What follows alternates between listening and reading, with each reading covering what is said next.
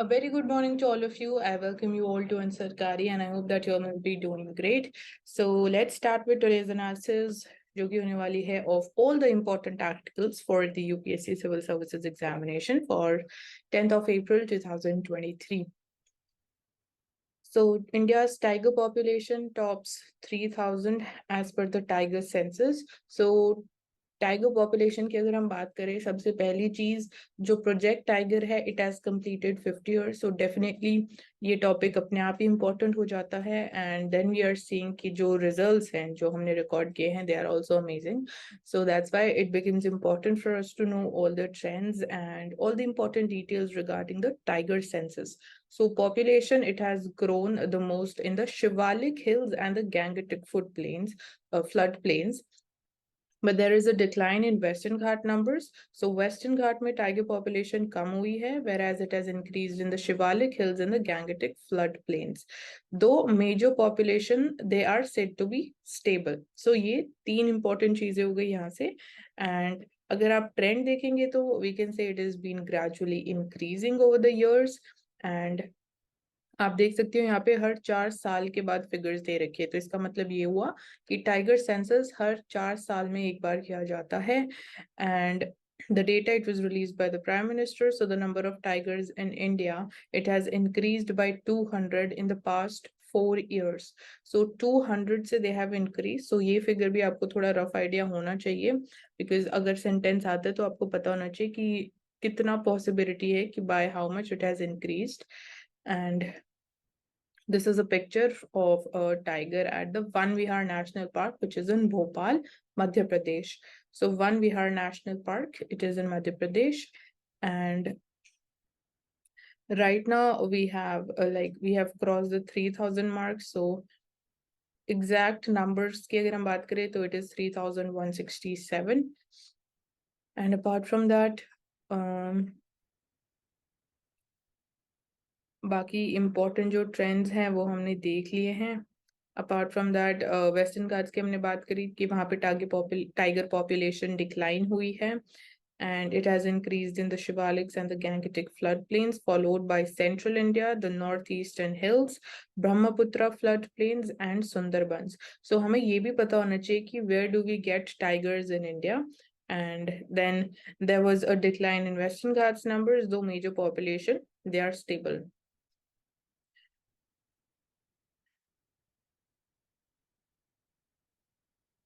So that's there. Moving to the next topic. So telecom authorities, they have blocked 120 sender IDs for the bulk messaging over China link. So bulk messaging उनको basically block कर दिया गया है for basically मतलब वो bulk messages नहीं कर पाएंगे क्योंकि it has been found they have some China link related to some reason with China, and they have been blocked. So that is the step taken by the telecom authorities.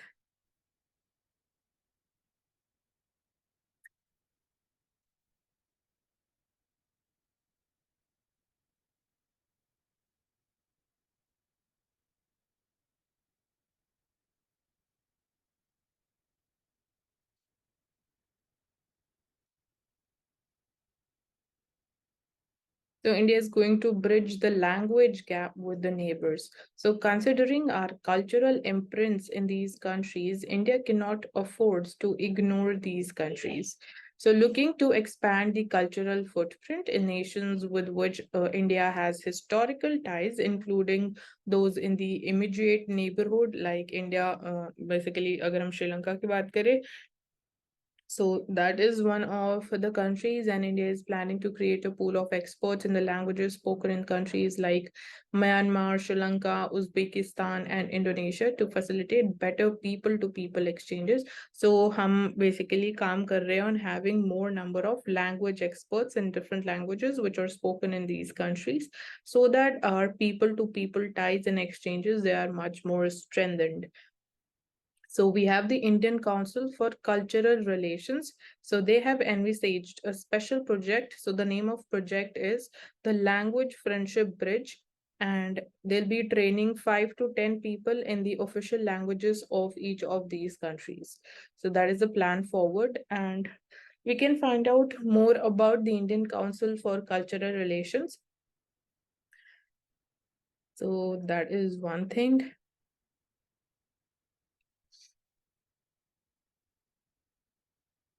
So 10 languages they have already been selected for this project.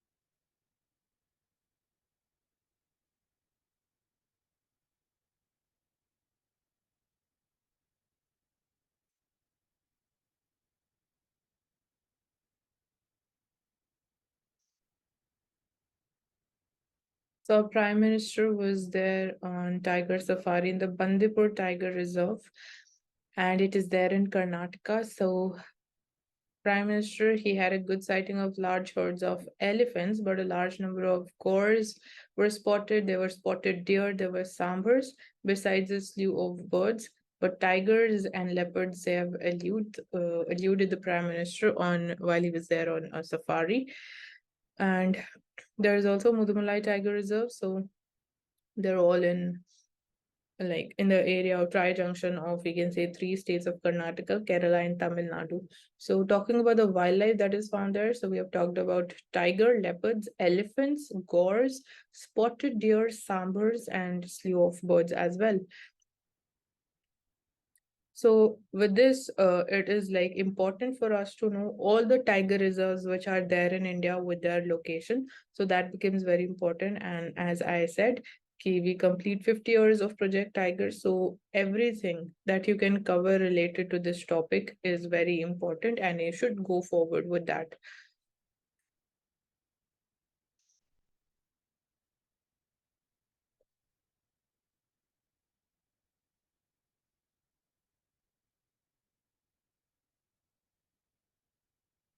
Coming to the editorial page. So tracing India's space journey. So we'll be going into this thing in this article. So India made a modest entry into the first space age in 1960s. So 1960s के time period में we entered into the space sector, and the first sounding rocket, a US supplied Nike Apache, it was launched at the Thumba, which is in Kerala in 1963, and 1969 में ISRO it was set up. So ये हमें थोड़ा clear idea होना चाहिए थोड़ा सा कि इसरो कब सेटअप किया गया एग्जैक्ट ईयर याद नहीं तो आप बोल सकते हो लेट 1960s में या 1970s के आसपास we had the ISRO setup. And definitely it has come a long way since then with over 15,000 employees, annual budget between rupees 12,000 crores to rupees 14,000 crores in recent years. And it has sought to prioritize societal objectives and the benefits in the recent decades. So its first major project, ISRO का अगर first major project की बात करें तो it was a satellite instructional television experiment. In short, is called SITE, that involved leasing a US satellite in 1975 for educational outreach across 2,400 villages covering 5 million people. So this was its one of the first major projects. And this led to the INSAT series 1980s में we had INSAT series educational sector के लिए, followed by GSAT that provided the backbone for the country's telecommunication and broadcasting infrastructure.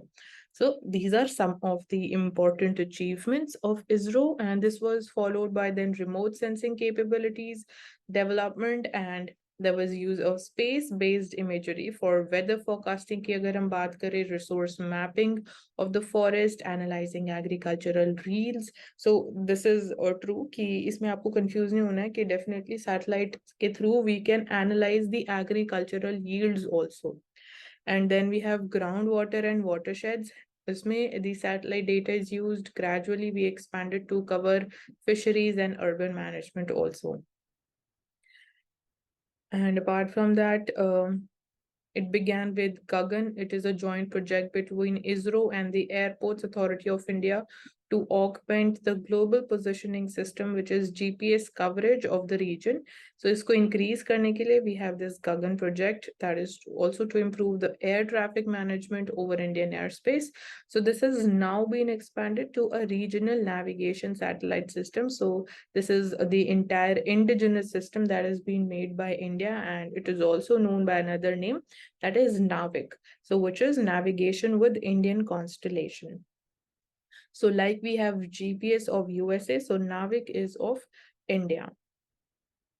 So this was another important milestone that we achieved, and beginning with the SLV-1, 1980s mein we started with SLV-1 as the launch vehicle. Then it took 10 years before ISRO it developed PSLV series, and that has become its workhorse with over 50 successful launches. So that is another area. And then space potential ki agar hum baat kare, so origin of the second space age that can be traced to the internet. So internet jab evolve hua, we were like having improvements gradually in this space. So हम बोल सकते हैं कि उस time से the second space age started. So in India, the process began accelerating in 1990s. It saw the emergence of private TV channels. They started emerging at that point of time when we were also having the structural reforms in the economy. Together, there was like with cable TV, which was followed by direct to home transmission. So DTH key services we have in today's times, and the demand for satellite transponders and the ground-based services that exploded with this discovery. So that is one thing. And यहाँ पे हमने like starting में origin की बात करी, how things have evolved. Then we talked about second space age की कौन से time periods they started, and then what were the some of the developments. Apart from that, so last 15 years में एक और हमने transformation witness किया है, and this time India was in the lockstep with the developed world. So we talk about the age of mobile telephony followed by smartphones. It has shown the world what a data hungry and data rich society India is. So इस sector में definitely India has been a competition, and last 15 years mein, this is another transformation which we can talk about, which is the age of mobile telephony. So mobile phones kaise evolve hue hain, and aaj hum smartphones ki baat karte hain.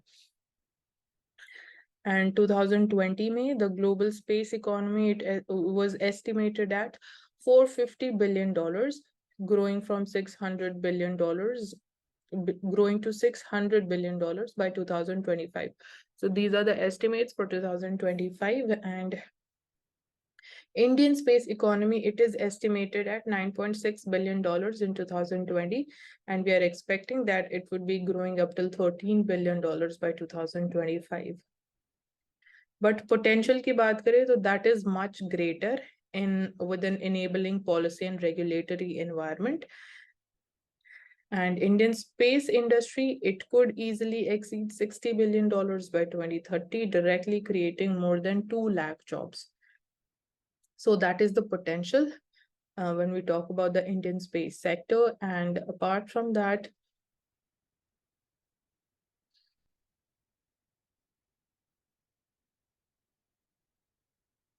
so in today's time, we are also seeing that private sector ka role is increasing, and that is also evident through the numbers and the ownership of the satellites.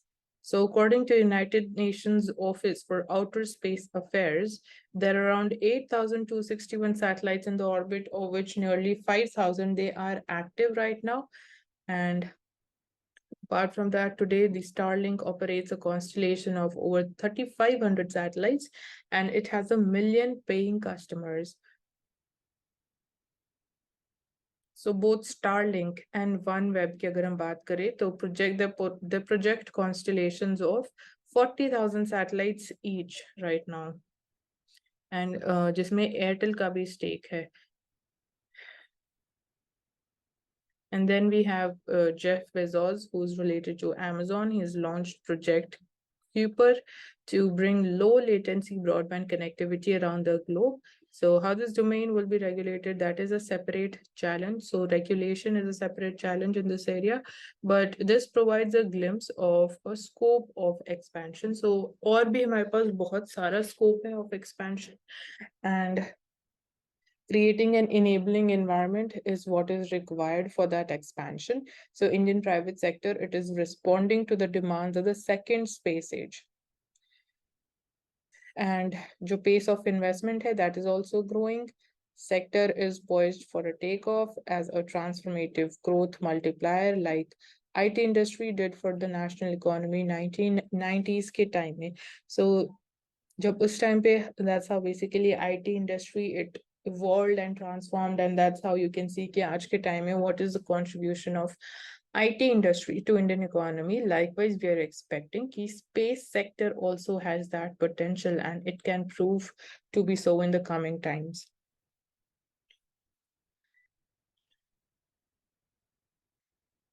So यहाँ different missions की बात की गई हैं. They are often repeated in the newspaper. And ISRO today, it is the operator, user, service provider, licensor, rule maker, and also an incubator. So it has so many functions, and it has steered India through the first space age and needs to do what it can do best now within its resources and its high quality manpower research. So that's there. And there has been talk of commercializing the PSLV and SSLV launch vehicles and New Space India Limited. It was set up to replace the Antarix. So Indian National Space Promotion and Authorization Center, which is in space, it was set up in 2020 as a single window clearance for the private sector. So this in space is very important for us to know, and thoda sa aur agar hame pata hoga, so that would be also really helpful for us. So it is Indian National Space Promotion and Authorization Center. So single window clearance for the private sector. It was set up in 2020. And however, it is unclear whether it will emerge as a licensing authority or as a regulator. So iske upar we don't have much clarity. And an Indian Space Association that was created as an industry association. So these are some of the recent developments, and in recent years, a series of policy papers, they have been circulated for discussion, and a telecom policy and earth observation policy, a foreign direct investment policy. So documents related to them, they have been circulated, and these have served a purpose. So what is needed now? So aaj ke time mein what is lacking is a legislation, a Space Activities Act is needed, and this provides the legal grounding that policy papers they are lacking, and help set up a regulatory authority is also needed, and we need to create an enabling environment for raising the venture capital funding into the Indian startup industry. So definitely startup space sector, maybe they are also growing. So enabling environment for them, and even for like the venture capitalists, so that they are able to fund the Indian startups in the space sector. So the window of opportunity for India to join the second space age that exists, and it should not be lost. So these were some of the important things that we discussed related to the Indian space sector.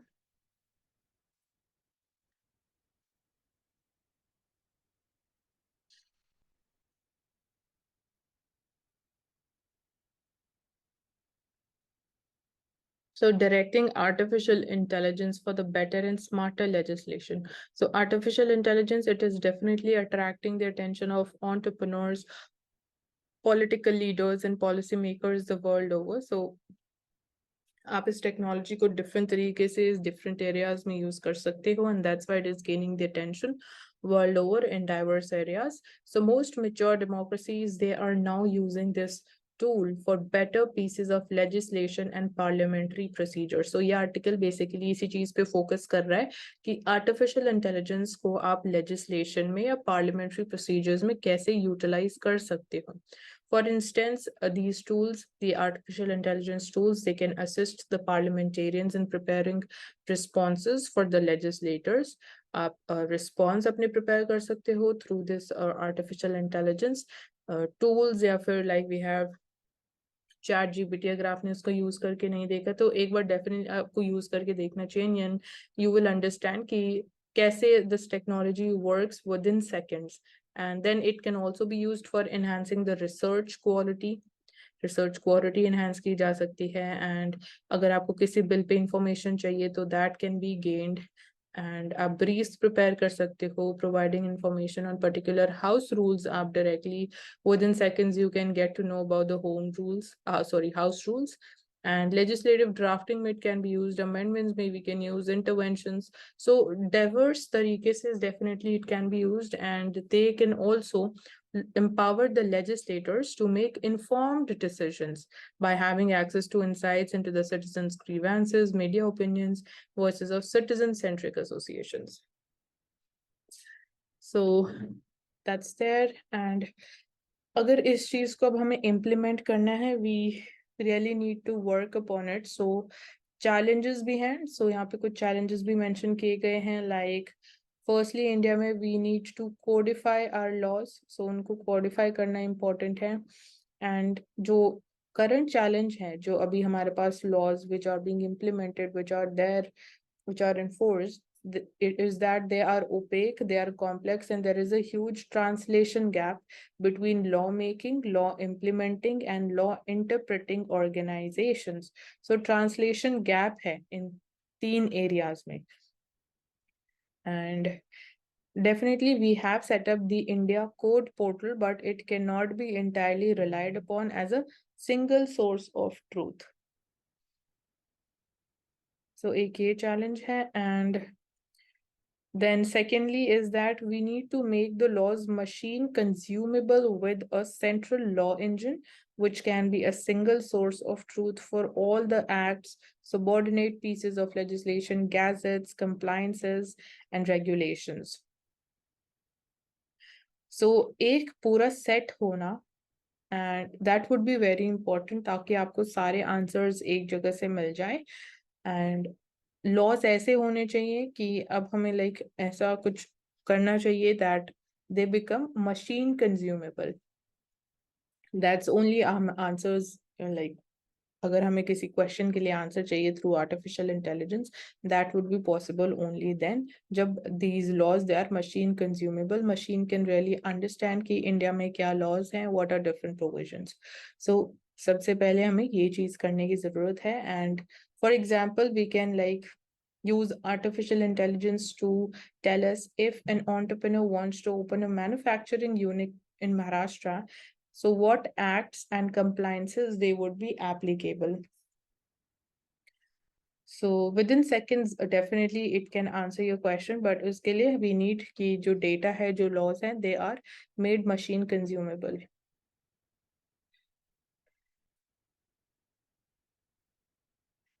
तो India की population की बात करें, definitely it is a huge challenge to manage कि इतनी सारी like people, लोगों की ग्रीवेंसेस होती है, हर एक को सुनना, एड्रेस करना अपने आप में एक बहुत बड़ा टास्क है. सो यहाँ पे भी we can use the artificial intelligence in analysing citizens grievances, social media responses, and flag the issues and priorities that need immediate attention.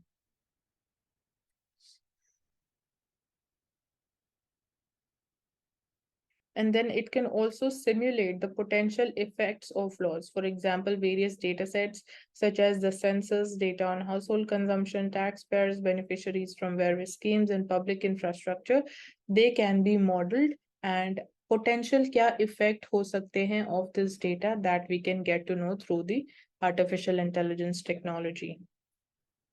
So COVID-19 pandemic, it has given a strong thrust to Digital India initiative and a digitization of services. Definitely जो यहाँ से हमने momentum gain किया, that was immense and it was very strong. So this momentum, it needs to be kept up and utilized in the field of law, policy making, parliamentary activities, harnessing the power of artificial intelligence. So while doing all this, it needs to be ensured that the use of artificial intelligence, it must be encouraged in an open, transparent and citizen friendly manner. So definitely इसको भी different तरीके से use किया जा सकता है. So that needs to be in the interest of citizens, and definitely it is a very powerful tool. But at the end of the day, we should be mindful of the fact that it is a means to an end and it is not an end in itself. So that is very, very important for all of us to keep in mind whenever we are using such type of technology or we are increasing our dependence upon artificial intelligence.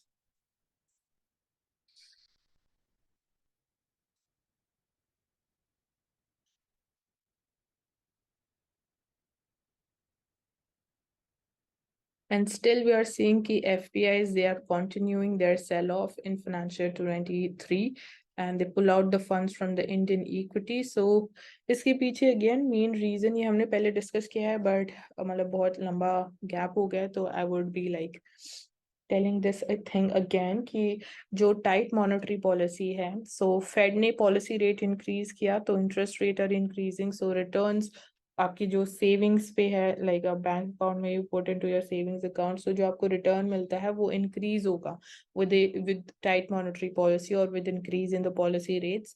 सो जो investors हैं, they are coming from the western world and earlier they use to feel कि Indian market में उनको ज्यादा returns मिलेंगे, it is safer option for now, जब उन्होंने invest किया. बट अब ऑब्वियसली इकोनॉमिक सिचुएशन चेंज हो रही है, जिस तरीके से things are being shaped, that is evolving and that is changing. So that is the main reason कि FPIs they are pulling out and उनके लिए now they feel कि it would be safer अगर वो अपनी economy में invest करे, वो उनके लिए एक safer investment option होगा. So that is the reason why they are pulling out of the Indian equities market. And apart from this, अगर मतलब not, if they don't want to invest in the Western countries या in USA, तो still China's की जो market थी that is reopened, that is another reason कि they might be investing there. And जो oil price की movement है, that is a concern कि they don't feel कि अगर वो अपना पैसा कहीं invest करते तो that would be safe, so they are taking out or they are exiting or they are selling जहाँ पे भी उन्होंने invest किया हुआ है. एंड जो बाकी डेवलपमेंट्स है, जियो पोलिटिकल सिचुएशन की बात करें तो उसकी वजह से भी कुछ कंसर्न्स एंड कुछ फियर है. So that's why they are pulling out of the Indian equities market.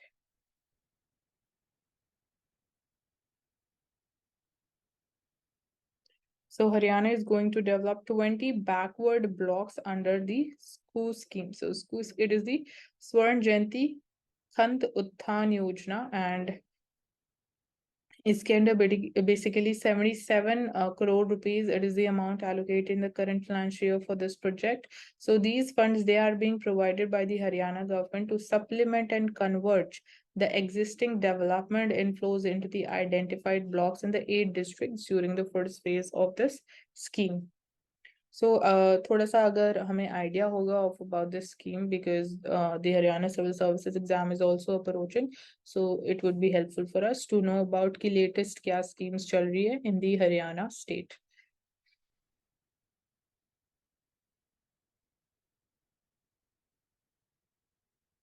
So the population bomb that never was. So population bomb narratives, they mobilized many policies and behaviors that shaped the lives of generation of Indian women.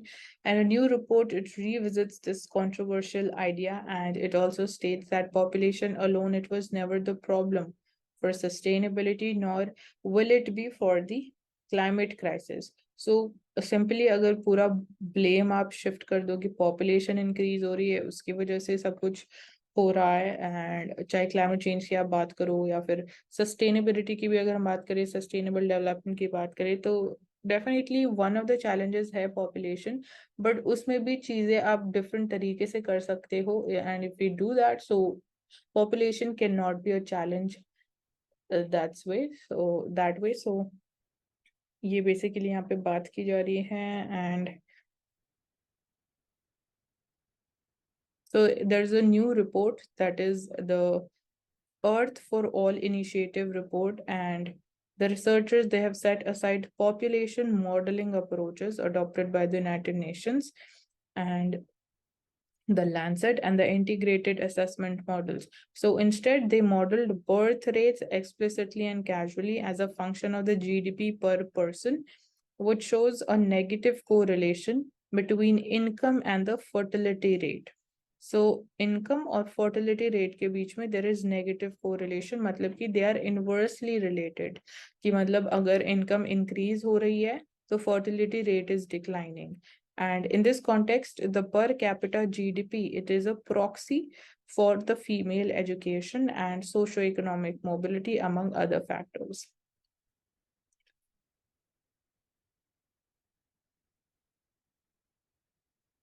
अगर हम खाली gist पढ़े, so in this new Earth for All initiative report, researchers they model the birth rate हमने देख लिया है. So one of the scenarios put forth by the researchers, they predicted that if economic development continues as it has in the last 5 decades, the world's population would peak at 8.6 billion in 2050, roughly 25 years from now, and decline to 7 billion by 2100. So 2050 may we'll be having the peak. So this is we're talking about the global population, and uske baad it would decline to 7 billion. So second scenario की जो बात की है, that is the population will peak at 8.5 billion in 2040, and that is a decade sooner than 2050, but then rapidly it will decline to around 6 billion by 2100. So ये second scenario suggest किया गया है. So this they say it will be due to our investments in the poverty elevation,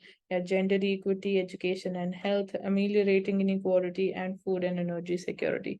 So ये दो scenario हैं, and इतना हमें detail में जाने की जरूरत नहीं है. यहाँ पे like we also have the UN World's Population Prospects 2022 report. So it predicted that the global population would steadily rise to 10 billion in 2080 and then stabilize around that number in 2100. So यहाँ पे भी कुछ projections हैं, and साथ ही साथ ये report ने ये भी हाईलाइट किया कि India would surpass China as the most populous country in 2023, which it will, and this alongside our own National Family Health Survey, which most recently it estimated India's total fertility rate to be 2.1, which is lower in the urban centers. So these scenarios they present India with a unique challenge कि on the one hand it will have a very large young population that is also or which is underemployed or which is unemployed, but on the other side it is also dealing with rapidly declining fertility and a skewed woman to men demographic ratio. So ये दो challenges जब हम population front की बात करें in India, so that is there. So how basically demography is shaping, that is important for us to know.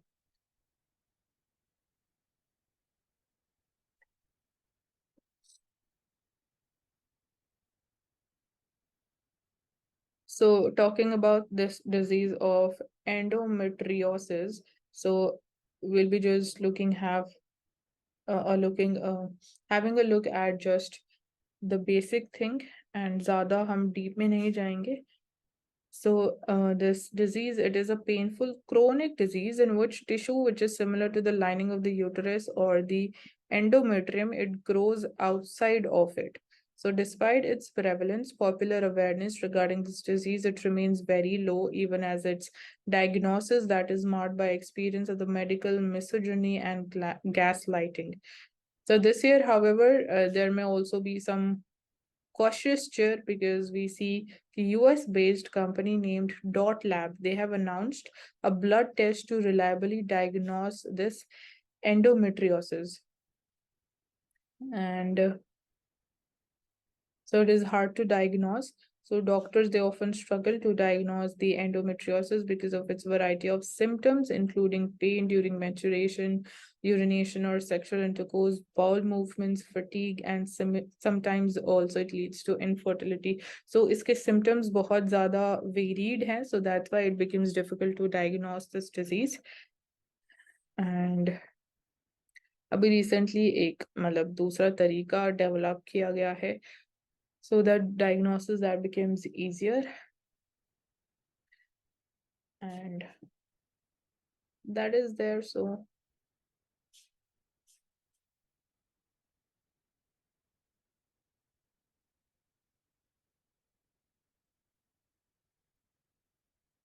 So center is planning to revamp the livestock insurance scheme to raise the coverage.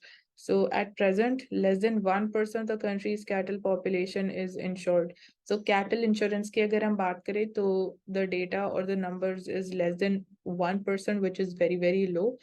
And finding the yearly premium to be unaffordable for most farmers, government is looking at reducing the rate and providing a subsidy for the cattle rearers of SC/ST communities. So क्योंकि premium बहुत ज़्यादा high है, so that is the reason why cattle insurance के numbers भी बहुत low हैं. So government is thinking कि they would be providing subsidy and उस जो premium rate है उसको भी थोड़ा और decrease कर देंगे so that more and more people participate in cattle insurance. So the scheme, it is basically modeled on the Pradhan Mantri Fasal Bima Yojana. So this is for the crop insurance. So similarly, we'll be having a scheme for the cattle insurance also. So it would be the Ministry of Animal Husbandry that would be looking into this thing.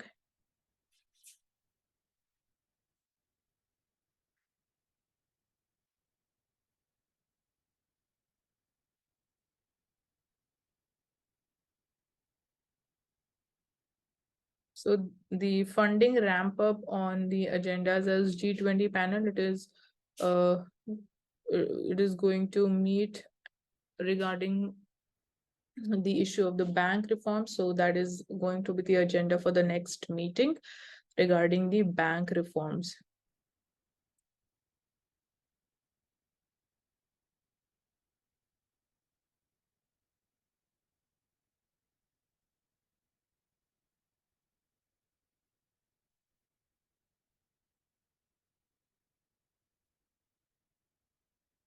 So work, it is in full swing inside the Zojila tunnel, which is said to be Asia's longest bi-directional tunnel, which is in the Sonmarg area of the Gandabal. So the tunnel through the Zojila Pass, it is at an altitude of around 11,500 feet on the Srinagar-Leh highway. And it is expected to cut the travel time between the Kashmir Valley and the Ladakh to just 40 minutes from the current 4 hours.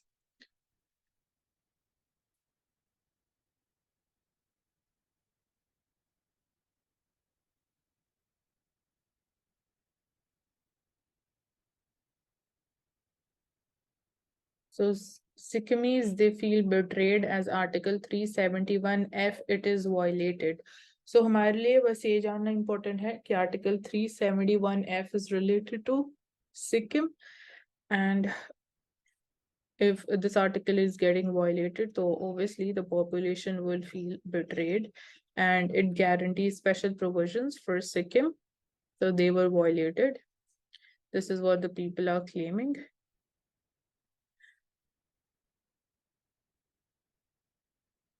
So the former chief minister, he has also alleged that Sikkim had become a hotbed for political violence, and he has sought president's rule to ensure a free and fair elections in 2024.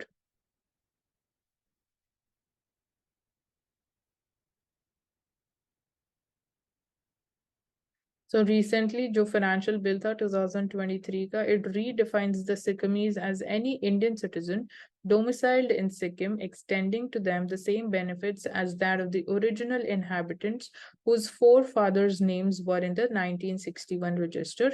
So this, they feel this violates Article 371F, which was the basis for the merger of Sikkim with India in 1975.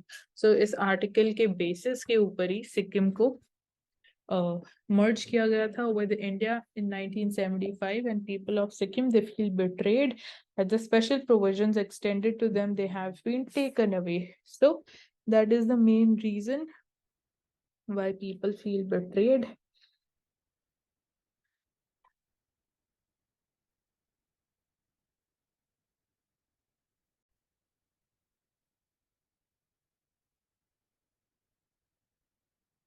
So Indian American C.R. Rao, sir, he wins the Nobel Prize, which is equivalent in statistics at the age of 102. So that's a great achievement. And the Indian American statistician C.R. Rao, has been awarded the 2023 International Prize in Statistics, which is equivalent to the Nobel Prize for Statistics, and it is awarded once every 2 years to an individual or a team for the major achievements using statistics to advance science, technology and human welfare. So हर 2 साल में award दिया जाता है, individual को भी दे सकते हैं, एक team को भी दिया जा सकता है. So that is there. And so talking about his work, so it is not just statistics, but also economics, genetics, anthropology, geology, national planning, demography, biometry, and medicine that is influenced. And the citation for his new award calls him a professor whose work more than 75 years ago, it continues to exert a profound influence on science. So his groundbreaking paper, which talks about the information and accuracy attainable in the estimation of statistical parameters, which was published in 1945. So that is one thing, and it was an impressive achievement since he was only 25 at that time. Then he later on did his PhD from the King's College, Cambridge University, under the supervision of Ronald Fisher, who was regarded as the father of modern statistics. So his 1945 paper, it boosted the development of modern statistics and its application in the research.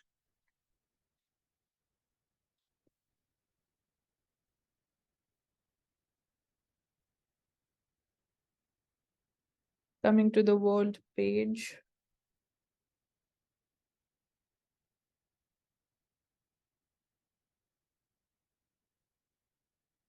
So Israel, it attacks the Syrian targets in response to the rocket fire. And apart from this, so हमने पहले भी बात करी कि geography of this region is very important for us to know. हमें पता होना चाहिए कि Golan Heights कहाँ पे located है when we talk about Israel, Palestine, Syria, Jordan, Lebanon. So ये सारी countries, neighboring countries. We talk about Egypt, Sinai Peninsula, and then we have Gaza Strip, West Bank. There is a Sea of Galilee. So ये सारी चीजें बहुत important हो जाती है. Exact location पता होना, कौन सी चीज कहाँ located है, and apart from that कौन सी country landlocked country है. So ये question already prelims में पूछा जा सकता है.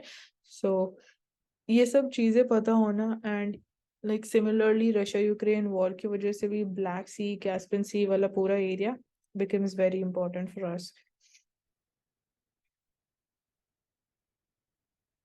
So the 1,200 square kilometer region, which is patrolled by the Israeli soldiers and bordering the Lebanon, it was seized from Syria in 1967 war. So Israel later annexed it in a move that was never recognized by the international community. So here we're talking about the Golan Heights. So earlier it belonged to Syria, and that's how basically through the war in 1967, Israel captured Golan Heights. Then Ukraine's Zaporizhia nuclear power plant in this area is important, and it's in news. So recently a strike by Russia was carried out around this region. So China simulates strikes on Taiwan on day 2 of drills. So Taiwan Strait, this area is also in news, and यहाँ पे obviously Taiwan and USA की drills चल रही हैं, तो उसके बाद obviously China चुप नहीं बैठ सकता है, तो इसलिए it is also simulating strikes.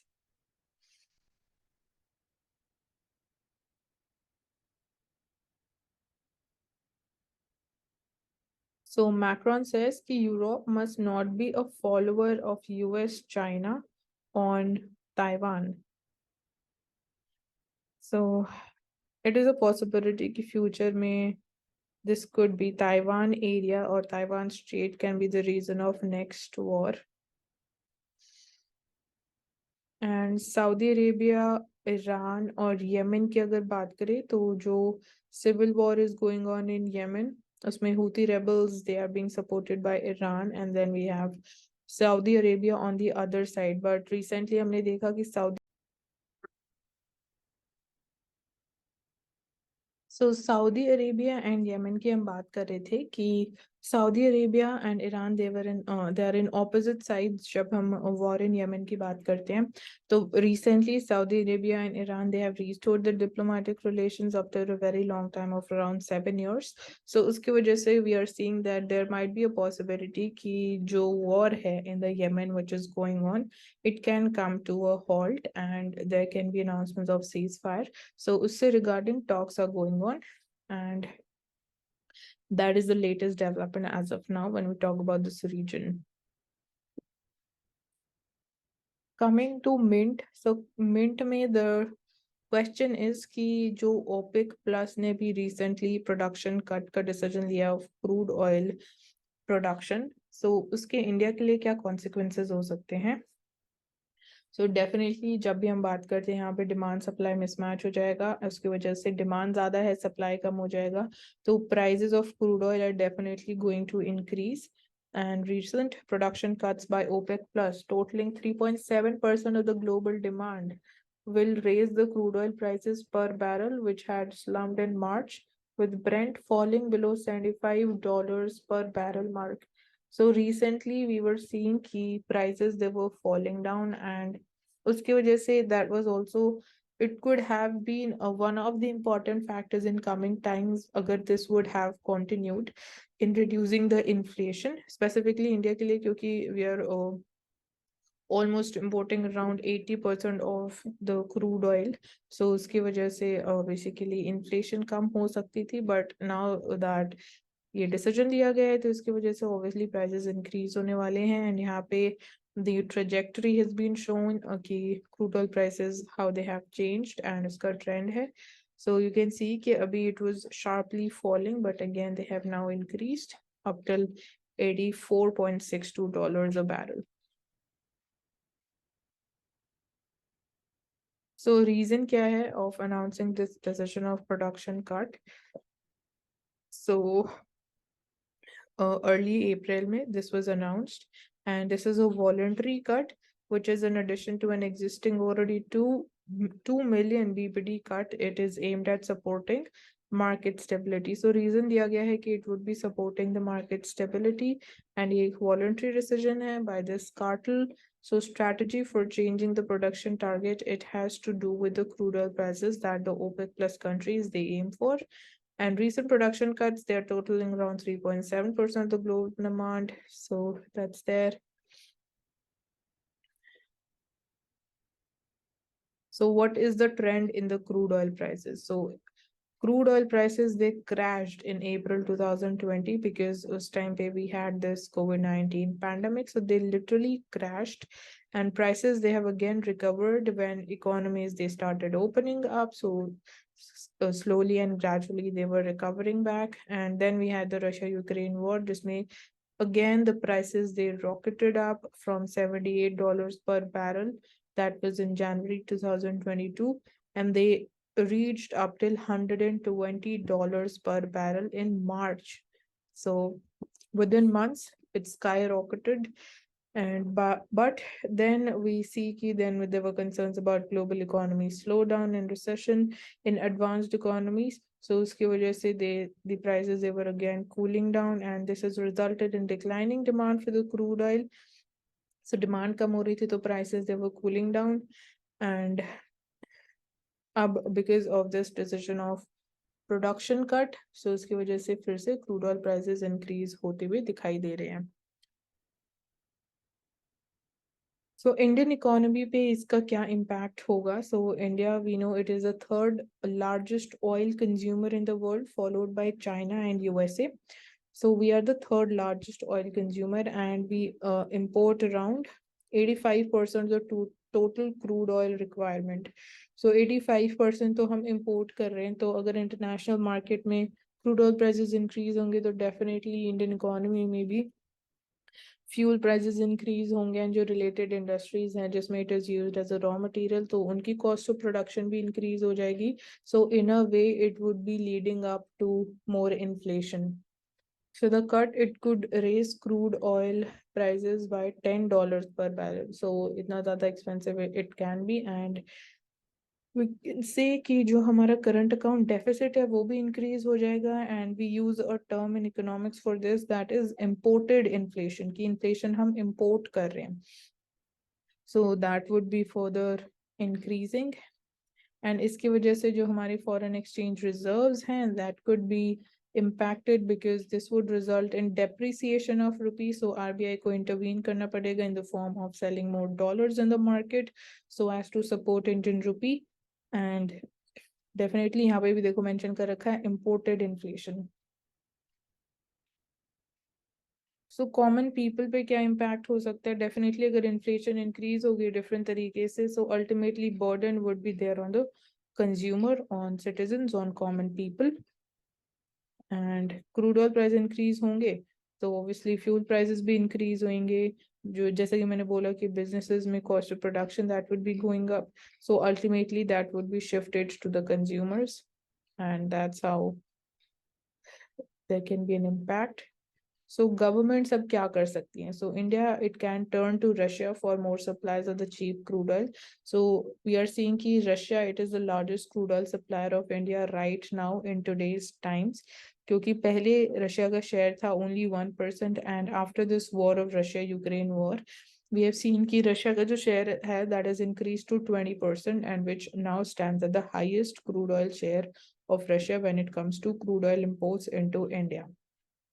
सो हम रशिया के ऊपर थोड़ा और डिपेंड हो सकते हैं बिकॉज रशिया से we are importing discounted crude oil, and but of late there has been a small decline in the Russia's share in the India's oil imports. So अगर हम shorter time period का trend देखें तो recent times में जो share है that is falling, and as a long term strategy की बात करें तो government should focus on alternative energy sources.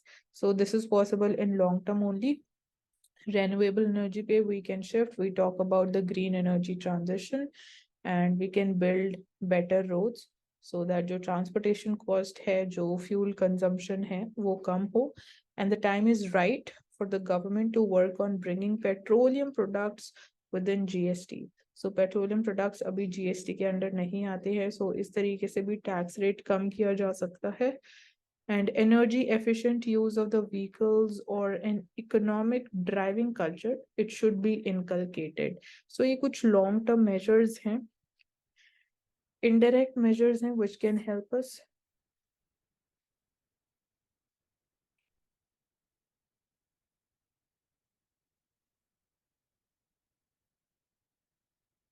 Now coming to Financial Express, let's see what all important topics do we have today.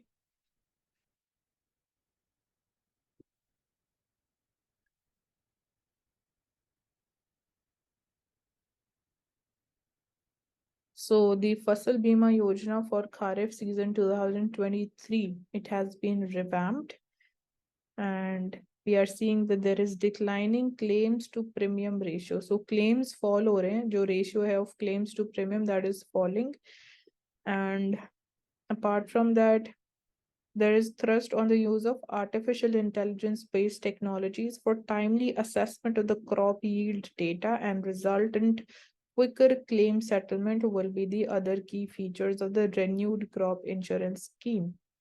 So यहाँ पे भी as we talked about कि artificial intelligence को different तरीके से space sector में कैसे use कर सकते हैं, आप उसको legislative वाले area में कैसे use कर सकते हैं, and here we're talking about कि schemes में भी how artificial intelligence technology can be utilized. So basically main चीज जो निकल के आ रही है that is it is increasing in the efficiency of the sector.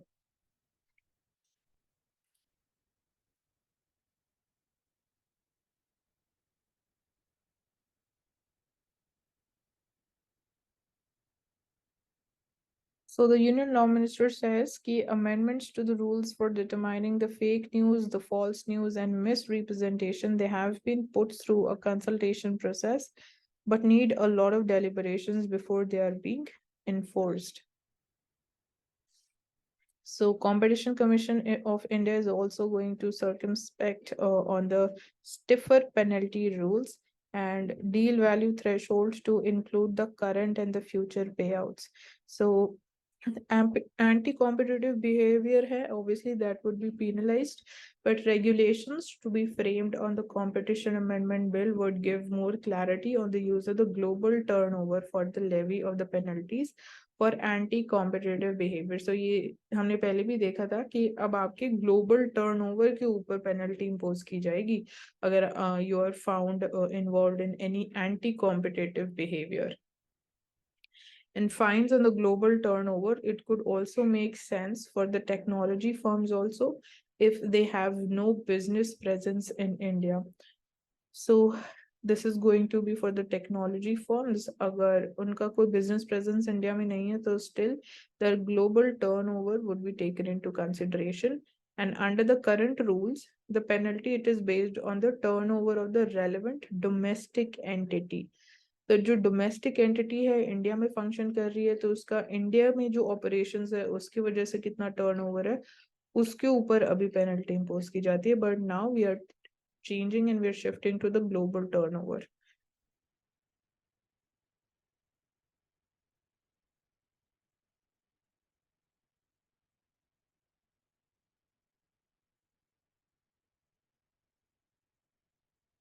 So states के अगर हम capital expenditure की बात करें तो we are seeing there is no revival of the state's own capital expenditure by late last fiscal. So when we try to understand this bar diagram, so it is there for April to Feb, and it is talking about the state finances. Blue is for financial year 2022, and orange one is for financial year 2023. So first, it is the capital expenditure. So that has declined. It is in negative. Revenue expenditure almost both सकते same है. Total expenditure it is declined. Tax revenues they are massively falling. Borrowings जो हैं मतलब increase हुई हैं borrowings. So earlier they were -25 and now they are at 7. So borrowings have increased. सो इससे थोड़ा सा हमें क्लैरिटी मिलेगी जब हम स्टेट के कैपिटल एक्सपेंडिचर की बात करें तो कैपिटल एक्सपेंडिचर डेफिनेटली बहुत इंपॉर्टेंट रोल प्ले करता है when it comes to economic growth and we always emphasise on this thing कि हमेशा कैपिटल एक्सपेंडिचर ज़्यादा होना चाहिए than the revenue expenditure because capital expenditure it leads to the creation of capital assets जिसकी वजह से वी आर सीइंग कि growth multiplier increases and we are able to record a higher amount of growth rate.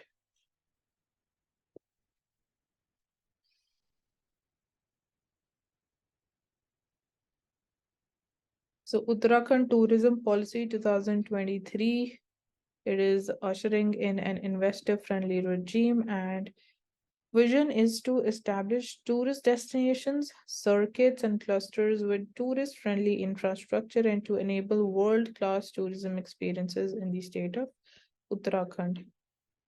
So different steps here which have been talked about here.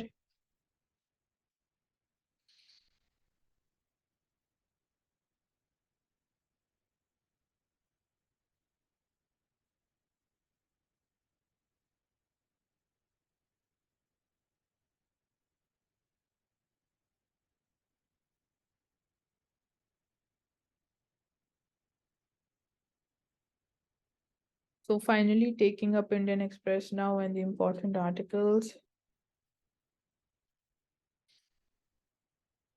So Prime Minister, he visited Sunday Church and may Easter deepen the spirit of harmony.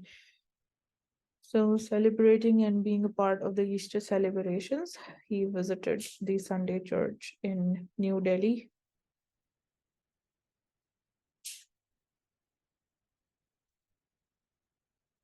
So we have talked about the findings of the tiger census, all the important details regarding that.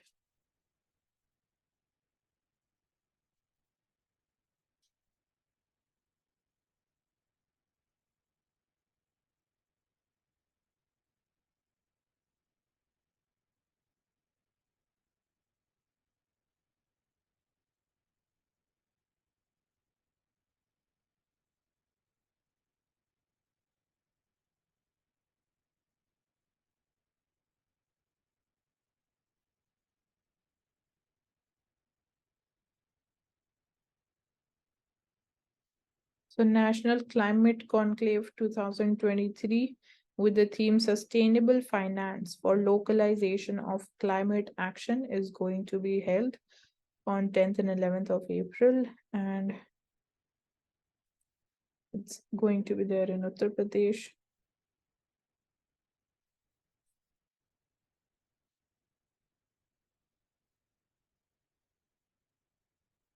So at least 10% women officers, they are going to be inducted into the Army's artillery units, and posting areas will also include the border with Pakistan and China. So around 40 women officers, they get commissioned into the Army from Officers Training Academy every batch.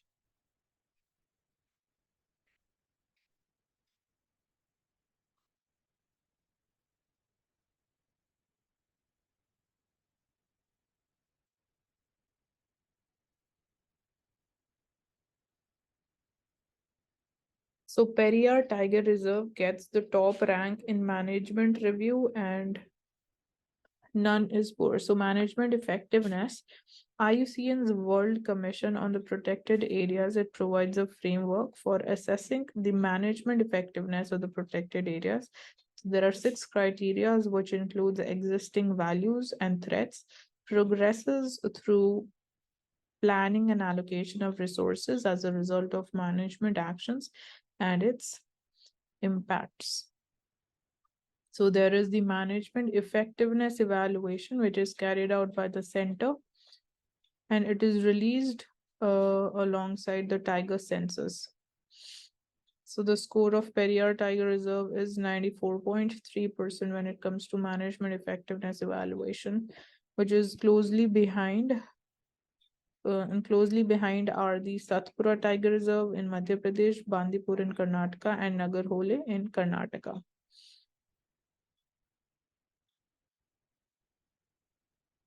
So in India, we have total 53 tiger reserves that have been notified, which serve as an additional layer of protection around the protected areas.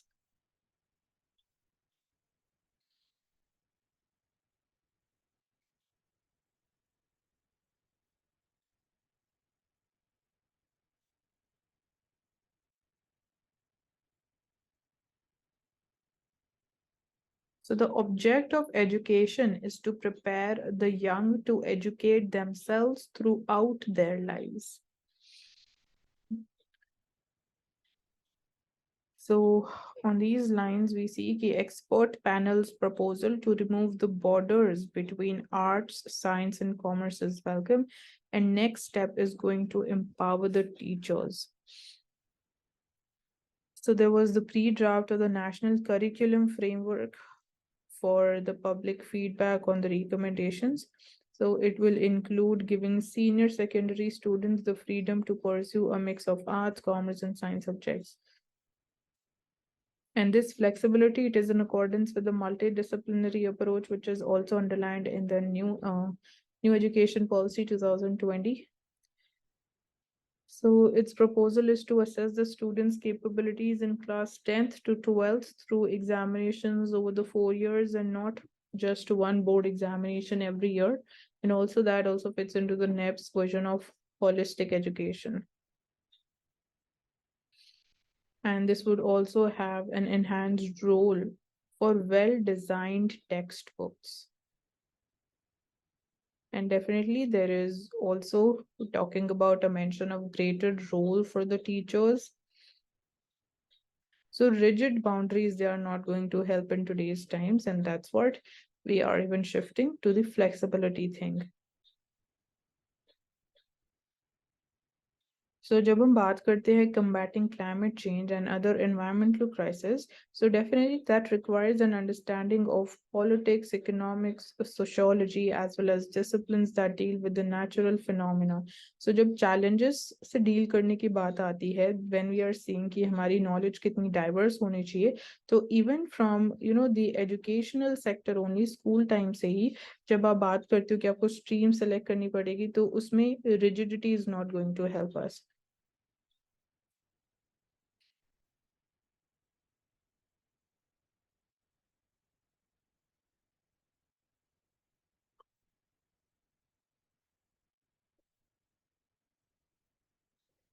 So building the blue economy. So blue economy is majorly about harnessing the resources that we find in oceans. It talks about the marine resources. So India must learn from China and invest in deep water fishing fleet and modern fishing harbors. And this could help transform the fisheries sector, improve relations with our neighbors when we talk about Sri Lanka and India relations. So India needs to evolve a long-term vision for its fishing industry with focus on four areas. So the four areas are the mechanization and modernization of fishing vessels by providing communication links and electronic fish detection devices. With artisanal fishers, they are like being funded for this technology and the devices that would be made available. Second is developing deep water fishing fleets with bigger sea-going trawlers equipped with refrigeration facilities. Third is the DWF fleet. It will have to be built around the mothership concept, wherein there's a large vessel. It would accompany the fleet to provide fuel, medical, and onboard preservation. Lastly is development of the modern fishing harbors. So we have the Pradhan Mantri Matsya Sampada Yojana, which is regarding the fisheries sector. So it's a flagship scheme for sustainable development of India's fisheries sector with an estimated investment of rupees 20,000 crores for the next 5 years. And reaching out across the Palk Strait to form the Indo-Sri Lankan Fishing Corporation under this Yojana with a deep water fishing fleet and dedicating fishing harbors that could not only provide a huge boost to the fishing industries of both the nations, but also remove an unwanted irritant in the bilateral relations and send out a positive message of Sagar. So Sagar stands for security and growth for all in the region. So given that scheme has been mentioned, so इसके components के बारे में हमने बात करी, so they are very important.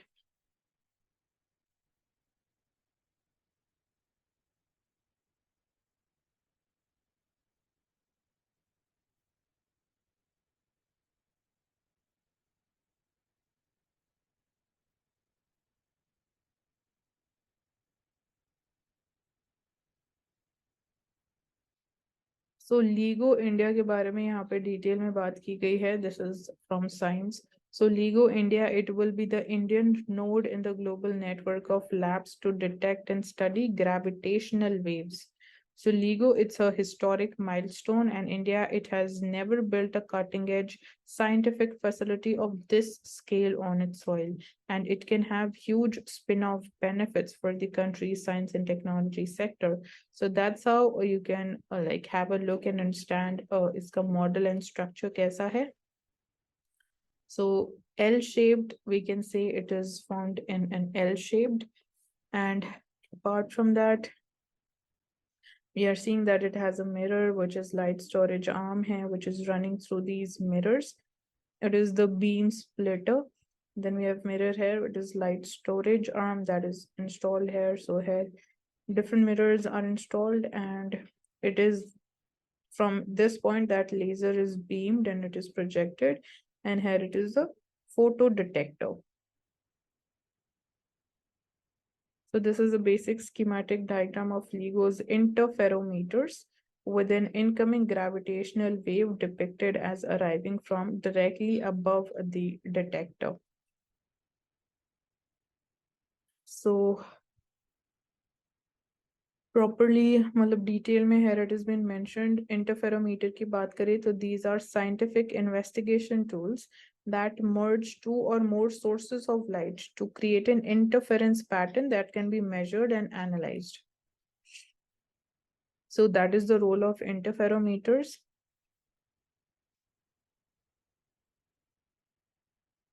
Coming to its configuration, so interferometers, they come in a variety of shapes and sizes. So they all superimpose the beams of light to generate an interference pattern. And the basic configuration of the Michelson laser interferometer consists of a laser, a beam splitter, and a series of mirror and a photo detector that records the interference pattern. And gravitational waves, they cause space itself to stretch in one direction and simultaneously compress in perpendicular direction. So in LIGO also, this causes one arm of the interferometer to get longer and the other shorter, and then vice versa, as long as the wave it is passing through it. So that's how we are able to even detect and record the gravitational waves. So the length of these arms, it changes, and so too does the distance which is traveled by each laser beam.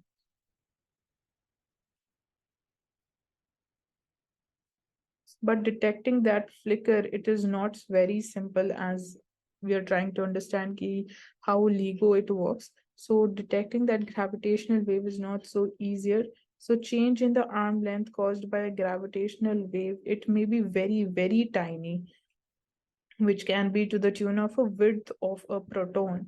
So it is even more difficult to find a gravitational wave flicker amongst all the other flickers LIGO experiences.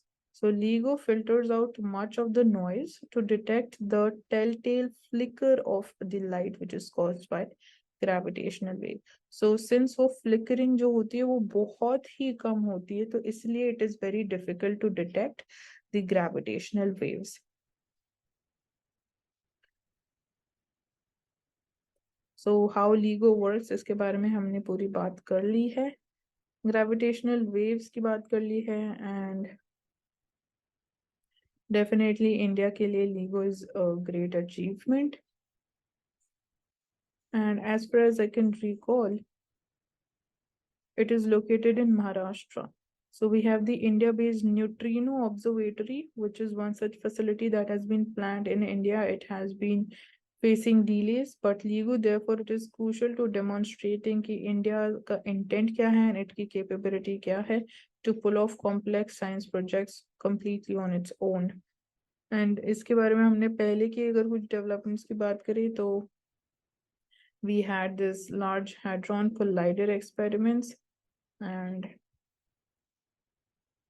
that was there. So अगर हम general theory of relativity की भी बात करें, because it has been mentioned here, so 10 years later 1915 में Einstein altered our understanding of gravitation with his general theory of relativity. So he had already shown with the special relativity कि space and time, they were not independent entities, but they had to be woven together as space time. So with general relativity, which was essentially a new theory of gravitation, Einstein, he took a huge leap of thought. So he proposed that space-time was not just a passive backdrop to the events happening in the universe. It was not a mere transparent, inert, a static stage. So instead, space-time, it interacted with the matter, it was influenced by it, and in turn, itself influenced the events. So ये कुछ important observations and results there of this theory, which was proposed by Albert Einstein.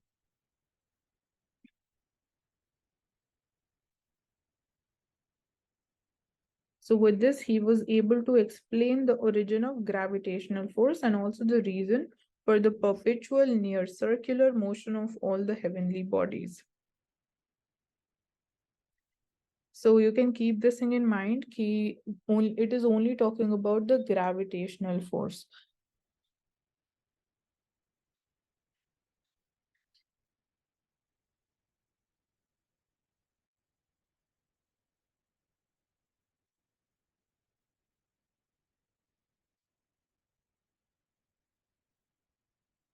So जो अभी हमने बात करी in editorial section about the national curriculum framework and इसमें क्या changes की बात की जा रही है, तो हमने वो सब समझ लिया है कि basically जो different streams में rigidity की बात की जाती थी, अब that would be made flexible, क्योंकि आज के time में जो challenges हैं, जब हम उनके solutions की भी बात करते हैं, तो it is not so rigid, या अगर कोई like environmental challenge है, तो ऐसा कोई environment से related solution हमें solely that is related to environment would help us in solving any problem or challenge. ऐसा आज के time में नहीं है. Different areas, they are interrelated to each other, चाहे आप society, economy, polity की बात करें, तो because of that it is important कि even that change, it should be made visible in our education system.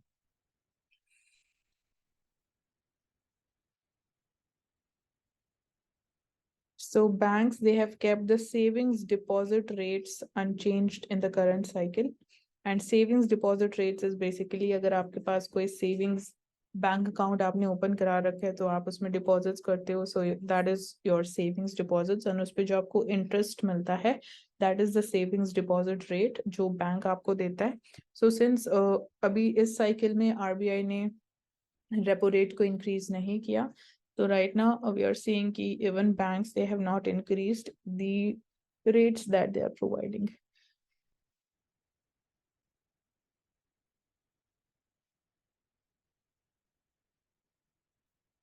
सो यहाँ से कॉन्सेप्ट आता है नेट इंटरेस्ट मार्जिन का. So net interest margin basically अगर सिंपल वर्ड्स में मैं आपको बोलूँ, इट इज द इनकम जो बैंक्स अर्न करते हैं. सो बैंक्स दो तरीके की इंटरेस्ट बात करते हैं जब हम बैंक की इनकम की बात करते हैं.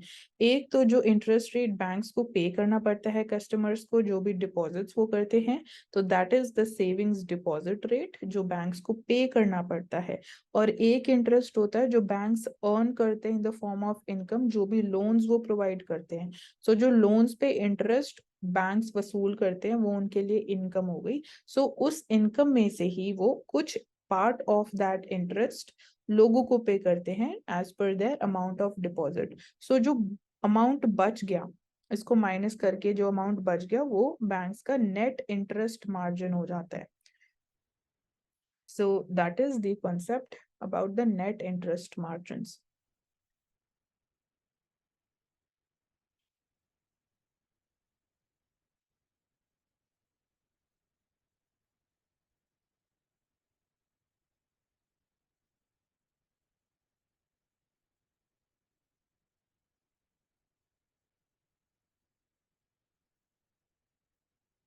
सो जो ये लाइक आसपास की कंट्रीज भी है, अगर हम इसराइल वाले रीजन की बात करें तो लाइक हर कंट्री का कैपिटल पता होना भी हमारे लिए इम्पोर्टेंट है. सो ये हम ऑलरेडी डिस्कस कर चुके हैं कि Israel it has strike back again because Syria ने कुछ अटैक्स किए हैं. सो 6 rockets on Saturday night they were fired. This was from Syria, so uski retaliation में Israel has also carried out a strike.